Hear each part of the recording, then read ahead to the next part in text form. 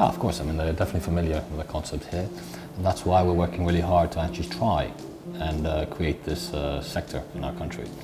Unfortunately, for now, we don't actually have that many recycling facilities.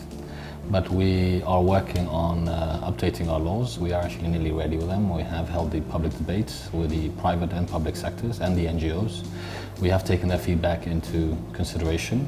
We are aligning our laws to the EU directives, and we hope that by passing these laws and applying them, we'll be able to create opportunities and options for our citizens to separate their waste. And hopefully, in return, or in the long run, this will create a recycling industry. We have looked at the best case studies in the EU countries. We have found countries where it works really well. Mm-hmm. The idea is that the extended producer What is your responsibility. example of the countries? Great examples would be Austria does really well, for example. Slovenia has done very, very well in a very short process as well. They have managed to achieve a very high rate of separation within 10 years. And we want to take Slovenia as an example because we are of similar size. And our idea is actually they learn from best case studies, and we're going to try and do the same thing. We are still very early in the process, but we are also very ambitious to try and apply them.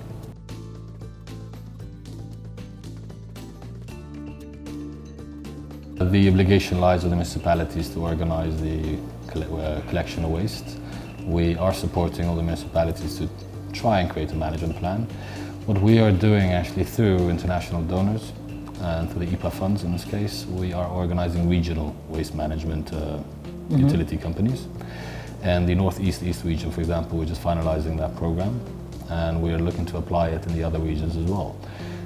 What we need to do is we need to actually create these organizations and at the same time, unfortunately, create landfills that have international standards. I'm not a big fan of landfills, but it is necessary for the medium term until we create a circular economy on waste management. So we will support them financially when it comes to actually creating landfills and organizing on the collection system. We will actually work together with the municipalities to create a public awareness as well. We are also taking funds away from our budget to clean up certain illegal dump sites. When it comes to collection, I think historically looking at other countries, it starts from the government or from the local municipality in this instances. I think we need to start organizing ourselves first. This is, of course, costly. Doesn't come cheaply, but we have to start on a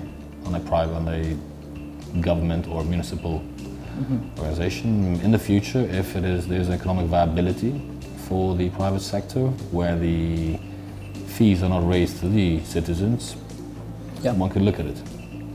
And about the second part, the recycling and the processing, or? To be honest with you, I would promote the private sector to start creating recycling facilities.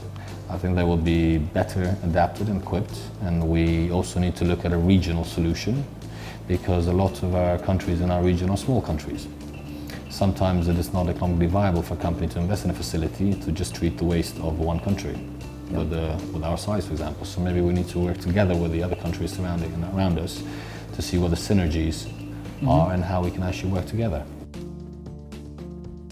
These are reusable materials. We cannot think of it as waste. That's why they were trying to create a circular economy. There is profit in it. We can reuse the glass, which will be cheaper than creating glass from the beginning. We can reuse the paper and create recycled paper. The plastic, of course, is a bit more difficult because recycling plastic actually has a different process.